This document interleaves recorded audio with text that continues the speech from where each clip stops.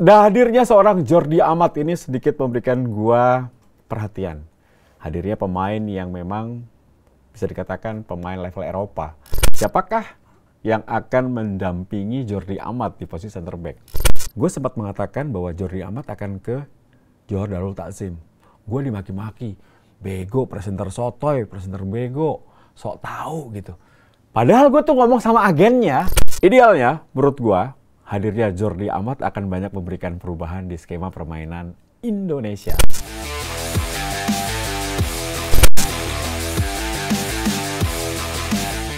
Piala AFF selalu menjadi hal yang ditunggu-tunggu oleh seluruh masyarakat Indonesia, khususnya pecinta sepak bola.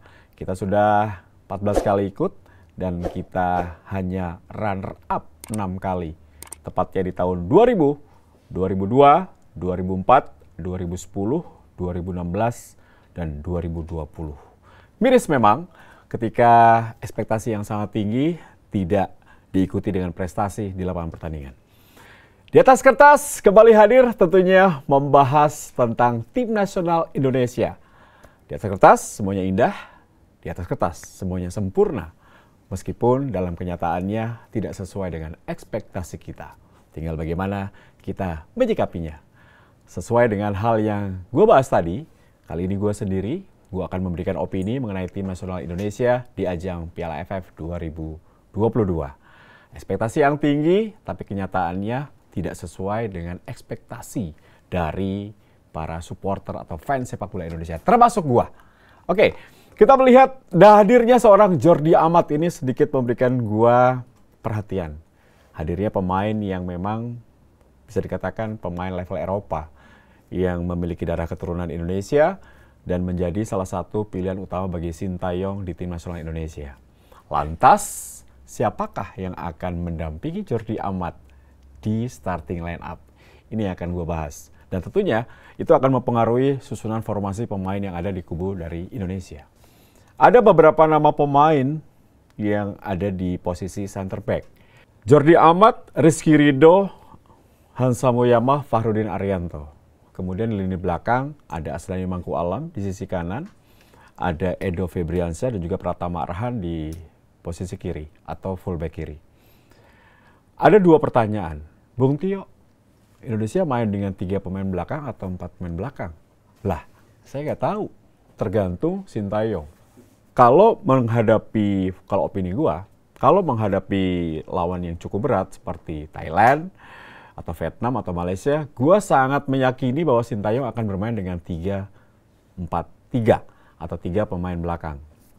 Oke, kita berbicara terlebih dahulu jika Indonesia menghadapi tim yang levelnya di bawah kita atau seperti halnya lawan-lawan kita di grup A yang mungkin di atas kertas adalah lawan yang lebih mudah untuk dikalahkan. Brunei misalnya atau Filipina misalnya.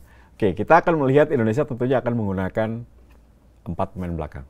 Kalau penjaga gawang menurut gua mungkin akan lebih aman atau nyaman seorang Sintayong memakai Nadeo Argaminata. Kemudian kita berbicara 4 pemain belakang. Seperti yang tadi kita bahas di awal. Siapakah yang akan mendampingi Jordi Amat di posisi center back? Kalau gue boleh beropini dengan melihat penampilan yang dalam 2-3 tahun terakhir, gue lebih suka Jordi Amat berpasangan dengan Fahrudin Arianto. Karena duel udara akan bagus. Jordi Amat tinggi tapi punya kecepatan. Itu bisa menutupi kekurangan yang dimiliki oleh Fahrudin Arianto. Ada 4 formasi yang mungkin bisa dilakukan oleh Sintayong. Rizky Ridho berpasangan dengan Jordi Amat, bisa. Rizky Ridho berpasangan dengan Fahrudin, pernah dilakukan. Jordi Amat berpasangan dengan Fahrudin, itu pilihan utama gua. Kemudian ada Hansa Muyama berpasangan dengan Fahrudin, bahaya. Ini pernah dipasangkan dan tidak berhasil. Jadi gue lebih memilih Jordi Amat berpasangan dengan Fahrudin Arianto. Main bola atas jadi, kecepatan ketika counter juga Fahrudin bisa ditutup atau dihandle oleh seorang Jordi Amat. Nah, kalau mengenai fullback kiri pasti Pratama Arhan kalau nggak cedera. Di posisi fullback kanan, gue memilih Aslani Mangku Alam. Nah, dengan formasi 4 di belakang tentunya ini 3-3 ya, atau 3 pemain di tengah, gue lebih memilih 3 pemain yang akan mengisi di posisi itu. Pasti Mark Locke, kemudian Ricky Kambuaya, dan juga tentunya Rahmat Irianto. Kenapa bisa begitu? Karena gue melihat Rahmat Irianto cukup kuat dalam bertahan, sedangkan Mark Locke dan juga Ricky Kamboja akan lebih banyak menopang serangan di area depan permainan Indonesia. Nah, siapakah 3 pemain lain? Masuknya Ilyas Spasojevic, pemain naturalisasi, 35 tahun, cukup senior, sudah lama di Bali United, pernah juara bersama dengan Bayangkara FC. Ini tentunya banyak makan asam garam. Kebetulan gue lihat sosok ini sangat penting. Setidaknya jika tidak bermain, Spaso bisa menjadi sebuah atau seorang pemain pembeda. Di ruang ganti, di lapangan latihan, dan juga di pertandingan sesungguhnya. Pengalamannya luar biasa. Tapi gue lebih memilih Witan Sulaiman dan Egy Maulana Fikri akan bermain mendampingi Spaso. Suka tidak suka, Indonesia memang kesulitan di posisi striker, tapi inilah yang terbaik dimiliki Indonesia. Dari 4 nama di posisi striker, Rafli, kemudian Ramadan Sananta yang masih terbilang sangat muda, Denny Sulistiawan, dan juga Ilyas Spasojevic. Ada waktunya Spaso dimainkan untuk memberikan sebuah perbedaan. Tapi idealnya menurut gua, hadirnya Jordi Amat akan banyak memberikan perubahan di skema permainan Indonesia. Sayang sekali Sandy Walsh tidak bisa tampil dan juga sayang sekali Elkan Bagot tidak bisa tampil. Jika Elkan Bagot ada, sudah pasti Elkan berpasangan dengan Jordi Amat, sedangkan Sandy Walsh bisa didorong ke depan. Itu akan lebih nyaman untuk koordinasi keseimbangan permainan Indonesia. Apapun itu, kita percayakan pada Sintayong. Sintayong akan melakoni pertandingan pertama tanggal 23 menghadapi Kamboja. Kemudian tanggal 26 menghadapi Brunei di Kuala Lumpur. Tanggal 29 menghadapi Thailand, bermain di GBK. Dan tanggal 2 akan menghadapi Filipina, bermain di Manila. Gue rasa harusnya di atas kertas Indonesia bisa lolos dari grup A dan insya Allah menjadi juara grup.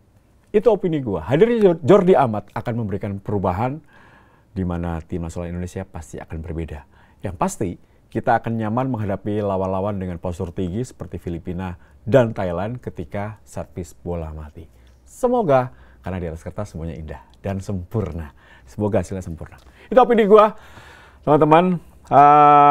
Tentunya hadirnya seorang pemain bisa merubah situasi pertandingan atau situasi taktik dari seorang pelatih. Tapi kita ingat, sekali lagi, Sintayong selalu memiliki opsi yang berbeda. Menghadapi tim A, tim B, tim C, tim D dalam sebuah turnamen panjang atau endurance seperti di tahun 2020, itu kita sampai terkejut. Gua ketika siaran lihat, ternyata beda ya. Ekspektasi kita sama sulit dibacalah, dan itu yang menjadi kelebihan dari Sintayong. Hanya saja memang masalahnya tahun ini Sintayong kehilangan momen untuk bisa memilih pemain dalam sebuah kompetisi yang panjang. Karena memang kompetisi kita dihentikan dan baru mulai lagi. Masalahnya kan pemain juga tidak dalam top performa mereka. Tapi semangat bahwa Indonesia sebagai tuan rumah menghadapi Thailand dan juga Kamboja harus dimaksimalkan. 30.000 penonton menghadapi Kamboja, 50.000 penonton menghadapi Thailand, itu bisa memberikan satu harapan besar bagi para pemain kita untuk bisa tampil maksimal. Semoga step up ya, semoga semakin bagus penampilan dari para pemain kita dari pertandingan ke pertandingan, dan juga harapan besar bahwa supporter akan memberikan sebuah dukungan untuk Indonesia. Yaitu mungkin kekuatan dari hadirnya Jordi Amat. Tapi tentunya sepak bola bukan satu orang, sepak bola 11 orang, termasuk para pemain cadangan, termasuk pemain ke-12 yaitu supporter, dan doa ibu. Seperti halnya tim nasional Maroko yang memberikan sebuah hal berbeda. Kita sudah cukup ya, 6 kali menjadi runner-up. Semoga di tahun ini predikat sebagai runner-up terbanyak Piala AFF bisa kita putus. Karena tahun depan kita punya Piala Dunia U20, kita punya Piala Asia Senior di tahun 2024, itu bisa akan menjadi jenjang yang cukup bagus bagi sepak bola kita. Ya, itulah bagaimana opini gua mengenai hadirnya Jordi Amat ke tim nasional Indonesia. Ini pemain yang sempat gua katakan. Gue sedikit bercerita ya. Di bulan April tahun ini, gue sempat mengatakan bahwa Jordi Amat akan ke Johor Darul Takzim. Gue dimaki-maki.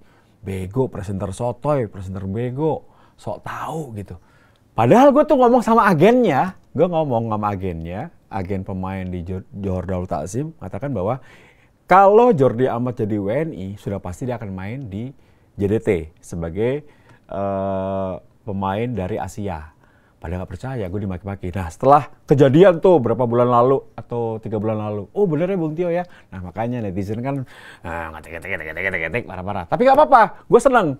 Nah kalau yang mau beropini, ya, atau Bung gue nggak setuju, nggak apa-apa. Tulis langsung di kolom komentar, terus apa masukan buat T10 TV, apa kita berdiskusi secara positif. Boleh, karena di sini tempatnya kita berdiskusi tentang sepak bola. Atau mau hal-hal lain boleh, mau ngajak ngopi boleh, datang ke studio gua kita ngopi. Atau mau jajan di mana? Boleh ya. Tapi dalam hal-hal positif untuk bisa memberikan opini untuk tim nasional Indonesia pastinya. Setuju gak? Setuju gak? Setuju dong. Itu ya. Jangan lupa subscribe, nyalakan notifikasi lonceng, dan juga tentunya like videonya, share videonya. Jadi yang nggak tahu jadi tahu. Disinilah tempatnya kita berbincang-bincang mengenai tim nasional Indonesia atau sepak bola lah. Terima kasih sudah menyaksikan T10 TV. Di atas kertas akan segera hadir lagi episode-episode berikutnya. Tio Nugroho, sana. Bye.